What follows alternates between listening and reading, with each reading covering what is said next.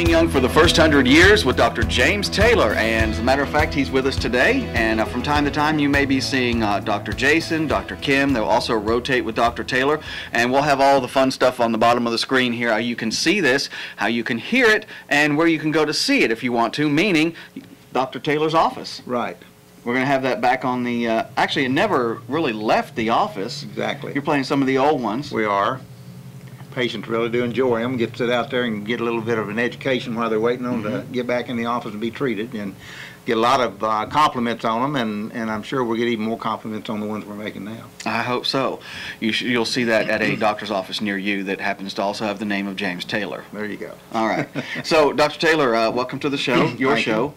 Glad to be here. I want to talk about we've talked about the lumbar spine in the past, and sciatic nerve, and which is a major part of our practice treatment-wise. But I want to talk about the upper 7 bones of the spine today, the neck, the cervical spine, and the head, which sits on top of that, and the relationship of the neck to the head, headache patterns, and the other things that come along with involvement of the neck, shoulder pain, arm pain, numbness, tingling, down in the arms and all the way into the hands. Okay.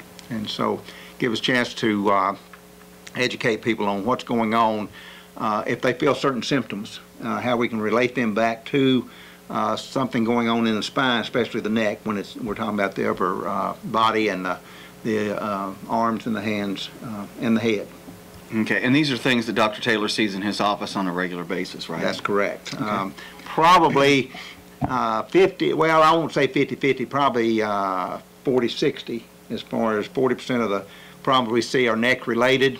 Most of the time, the neck is if it's not primary, it's secondary to what's going on with the individual. People can come in with a low back problem, and we can work on them and get them to a certain point of improvement, but unless we turn around and check the neck, make sure everything's working properly in the neck, a lot of times it won't get past a certain point, or it keeps wanting to come back. And I had one patient specifically that we had been working on for probably going on 3 weeks, and I got her in the office one day, and I told her I was going to check her neck just to make sure everything was proper at that area.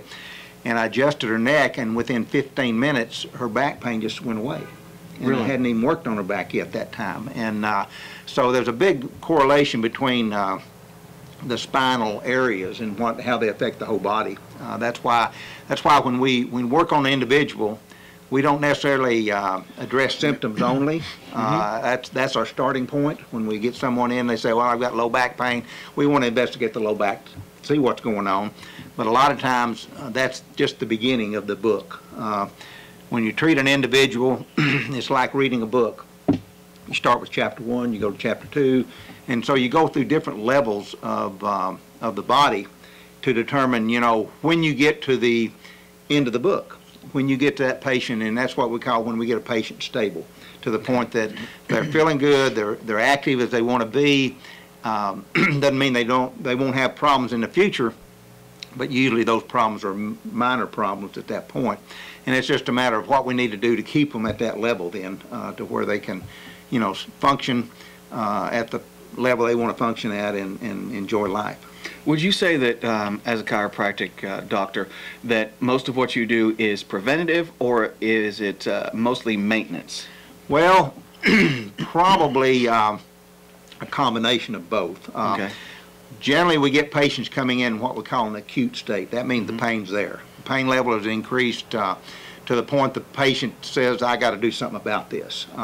And whatever they've tried in the past has not worked, and so they come to our office. Very rarely, initially, when we get a new patient in, have they not been to another medical professional. Okay. Either not gotten the results they wanted to get, or on medications they don't want to continue to stay on, or something to that effect. And so what we try to do with that individual patient then is sit down with them and say, okay, let's figure out what's going on, what we need to do about it.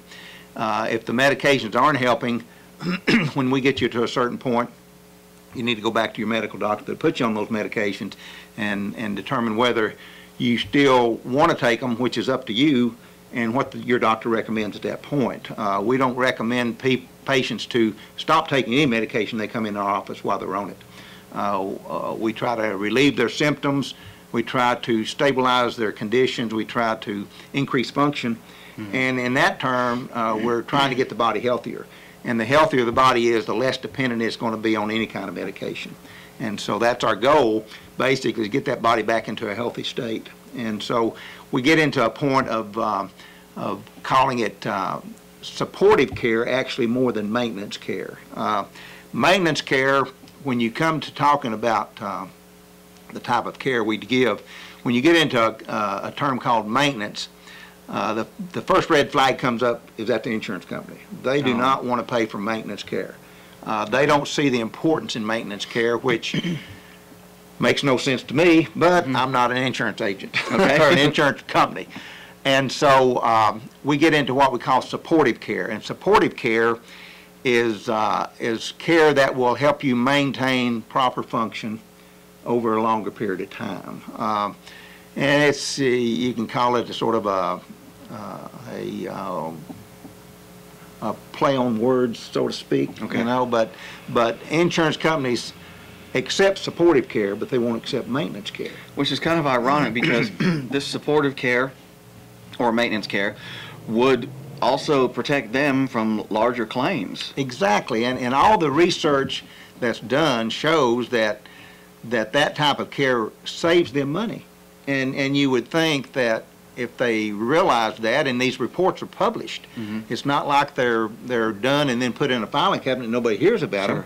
They're done and they find it and they see, but they don't get past that point. I'm not really, you know, I don't understand it. It's just the way it is. But it's a situation we've been fighting for years as chiropractors, and getting our patients to a level that we can, again, increase their function, increase their quality of life, relieve their pain, and get them back into a lot of times back into a productive society. Okay.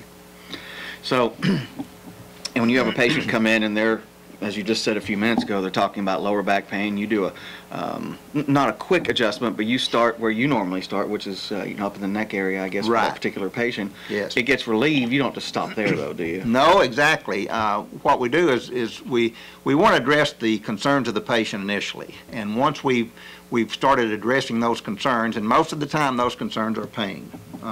Sometimes it's pain and movement both.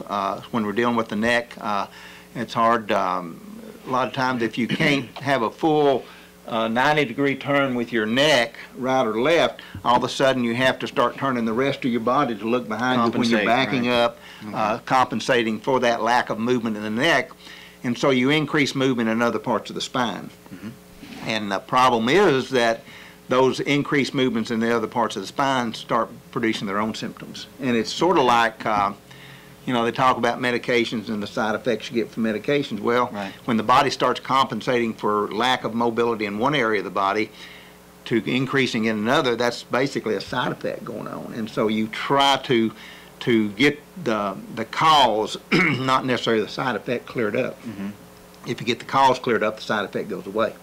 And so it's a matter of trying to determine if there's a lack of movement or a pain in an area when you have certain movement, you know, what tissue's involved, what level of the spine's involved, what direction is it sending the nerve impulse. The body has a very distinct nerve pattern, and in turn a very distinct pain pattern. So when I get a patient coming in and they say, well, I've got a pain in my neck, and they'll touch the neck about midway up and it sits right in here, and it goes down into my arm, and if I move my arm a certain way or if I reach out a certain way, then that pain will want to travel maybe down to my elbow. We know then that we're not dealing with a trapped nerve as much as we're dealing with the connective tissue between that neck and that elbow. If we get a trapped nerve, the patient will come in and say, you know, my thumb and my first finger are just numb, just like they're asleep. Well, that's a red flag saying we've got a nerve at the level in the neck involved, because it's cutting that signal off all the way into the fingers. They might not feel anything between the hand and the neck. They just feel it in the fingers, numbness in the fingers. Might have some pain or lack of movement in the neck, but they don't feel anything in the arm. And that's the beginning of what we call a nerve root problem. Well, the beginning of it starts as numbness and tingling, then it turns into a pain pattern. Okay. And the pain pattern then will start involving the whole arm. And so you want to get it under control before it gets involved in the whole arm, because in my last 32 years of experience in the office, shoulder and arm pain are the hardest pains to tolerate. We can have a low back pain, and a lot of times we can tolerate to a certain point as far as movement, position we get in and all. But a neck, shoulder, and arm pain is almost like what I call it a nervous pain. You just stay tense. Sure. And you can't relax. And so if you can't relax and the muscles in the neck are staying tense, it's just compounding the problem. Okay. And so it's a matter of trying to get that relief as quick as we can, and to relieve that pressure on that nerve so the patient can start improving on a pretty steady basis at that point. Okay. Now, things like this are fairly typical for Dr. Taylor, but they might not be typical for you. If you're experiencing a lot of these pains and these sensations you're not sure of, we're encouraging you to, check with your local physician, but call Dr. Taylor. His number is 606-248-1388, and I'll tell you, it's an easy way to find out what is causing the problems. Now, we also want to remind you that Dr. Taylor is in no way, shape, form, or fashion advocating that you should stop your medicine just when you get an adjustment. Exactly, exactly. I mean, all the health professionals should be working together with when they have when we have mutual patients that are going to 2 or 3 different doctors. We should be communicating with each other. Doctors should, and we do, which allows that patient to have the benefit of all the practitioners. And most of the time, we've been very successful in working with other doctors, both from general practitioners to internists to neurosurgeons, the whole gamut that are related to what we do. And have a very good working relationship with most of the physicians out there. In the past, chiropractic is what we call an alternative medicine, and so it's not it's not surgical, and it's not medication oriented, and so it's not generally the first direction people go. Right. But if you've got problems out there and you're not getting satisfactory results with the treatment you're going through, I definitely would invite you to come in the office and let us sit down with you, talk to you, see what's going on from our perspective, and see if there's anything we can do to help. And sometimes there is. When there isn't, we find out who they're going to, and we recommend, well, maybe you need to go one level up and get more to a specialist and Sure. see. And we have several that we work with in Knoxville, Lexington. So we're not locked in to, if we can't help you, you need to go find somebody else. We try to help them find someone else. I think more doctors should work together that way. Well, it would certainly make get people well. I believe it would. Yeah. We're coming back here in just a few minutes on Stay Young for the First 100 Years with Dr. James Taylor. If you would, stay right there, and we'll be back